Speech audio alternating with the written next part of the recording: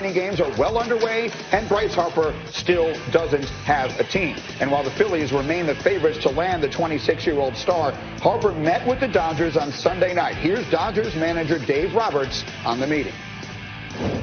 You're always trying to improve in any way, whether it's off the field, on the field, so that's sort of where we're at. How did the meeting go?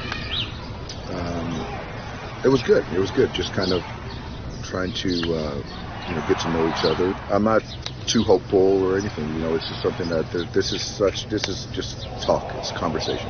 I think in the spirit of us as a Dodgers, vetting a certain process makes sense, and for those guys to do their due diligence as well. Let's bring Jeff Passan back into the conversation live from Phillies camp in Jupiter, Florida. Jeff, we're getting used to these and we like it. What is the very latest there from Philly on Bryce Harper now that he has met with the Dodgers? Well, Greeny, we are on day 116 of Bryce Harper's free agency, and it looks like we're finally starting to move toward a conclusion. Sources are telling me that they believe some kind of an agreement is going to be in place probably by the end of the week. Now, we've heard that before, and this sounds like a broken record, but people with the Phillies, with the Dodgers, get the sense that Bryce Harper's decision is going to be coming soon. And the big question is, will he want the long-term deal that he's been holding out for this entire time, or will he consider taking a short-term deal with the Dodgers and going to play for a team that's been to back-to-back World Series?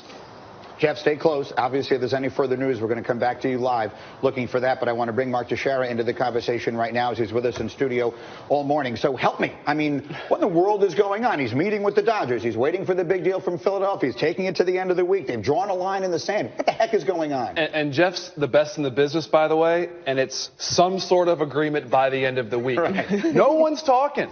It's so interesting here because, if I'm Bryce Harper, when I went into spring training, or when I went into the free agency this offseason, I'm looking at the Yankees, the Dodgers, the Cubs, the Red Sox, all of these big market teams, these great places to play. I'm like, oh, man, I'm going to have my pick of the litter. Well, he hasn't gotten big offers from those guys. And so we've talked about it. The Phillies are kind of that second-tier team for a lot of free agents that, hey, you know what? It's a good place to play. But Bryce Harper's not jumping on their $300 million. And if he ends up going to the Phillies, the amount of pressure he's going to have on him for basically saying no for 116 days and then settling on the Phillies, that's going to be a tough place for Bryce. Well, then how much do you think he'll be willing to settle maybe for a short-term deal with the Dodgers? I think that's what he's looking for right now. I mean, I think he's looking for an acceptable short-term deal with the Dodgers because, listen, for me, as a player, the Yankees and the Dodgers are the two best organizations to play for in all of baseball. Why?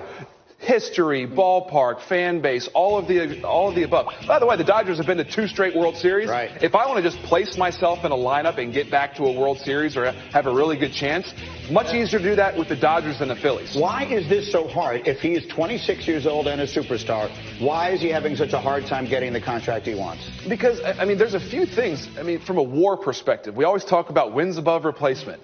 1.3 WAR last year. I think that was like 100. Right? He's not the best player in baseball. He's not Mike Trout. So he wants $300 to $400 million. The teams are saying, you know what? The numbers don't really say that. Now, he's a great player. He's going to get a ton of money. But the fact that 10 teams aren't out there looking for that contract, it's pretty telling. You're concerned that February 26th? Yeah. February 26th. No deal struck? This stuff's supposed to happen in November, December. Yeah. That's when this back and forth, these conversations and this kind of cat and mouse game and what are you going to offer and this team and a mystery team, that stuff is supposed to happen in December, not February. At what point does it actually start to impact the season he might have in front of us? I assume that point hasn't come yet. At the end of the week. At the end of the week, because now you're looking at, I have a month before spring training. And so that's why I think this by the end of the week thing is real, is that Scott Boras is probably telling Bryce, hey, listen, these are your deals on the table. You might want to get ready for the season because your teammates, whoever they might be, are going to be waiting for you. So take a year at huge money in LA, roll the dice, bet on yourself, and see if there's another 10-year deal out there for you next year when you're only 27 years old. That's not a bad play for Bryce because he might be able to go to the World Series, play for the Dodgers, reestablish his market, have an MVP year because we know that's inside of him, have an MVP year, and he can go out and sign the big deal next year. All right, we're keeping an eye on that. Passan is there. Teixeira is here. We'll have you covered if there is any news at all. Meanwhile, today is the first day of the NFL Combine, where pro football hopefuls will be measured, timed, and interviewed. But the biggest story of the next 6 days appears to be just how tall is Kyler Murray and will he throw the football while he's there? These guys typically go through a lot of different drills and things like that. And I want to bring Josh McCown into the conversation here so we can have this conversation with him because the quarterbacks obviously are the ones on whom the spotlight shines all the time. And one of the things that, Josh, we were talking about yesterday after the show is whether or not he will throw at the Combine. If he doesn't, that isn't unusual. Frequently, quarterbacks don't. But do you think he should? Absolutely, I think he should. Watching this guy play, he can spin it. And if I could throw it like that, I would go out there in front of those guys and throw it. I think it'll take the conversation off of the height. When you watch the ball jump out of this kid's hand, I think it's impressive. And I think, the thing about the Combine is when you go there, you're looking for the interview process with these guys, especially with quarterbacks, how they handle themselves, and then how they throw the ball. And so although they're throwing to new receivers and stuff like that, getting back, hitting your back foot and really spinning is key. And I'll be honest, as an outsider looking in, watching the Combine, I'm sitting there thinking, okay, completions is a big part of this. But, and I was talking to a quarterback coach earlier today, Quincy Avery, and he was saying, no, it's about velocity. And evaluators want to see if what they see on tape matches up in person. And for the first time, this will be a lot of these guys' opportunity to see him throwing the ball. That's exactly right. I think that's the biggest part. And I think when they get out there, you can't worry about who you're throwing to. You just met these guys 24 hours ago, some of these receivers. So it's not about completions and completion percentage and all that. It's about, do you hit your back foot? Do you spin it with conviction? And this kid can do that. And so I hope he does that because it'll be impressive. Well, you told me last year that's where you first saw Baker Mayfield and where you first became sold. Absolutely. I was at the Combine doing an event for the league, and I'm sitting up in the stands, and it just happened to be the time that they were throwing, and I'm watching them throw, and I'd seen some tape of him.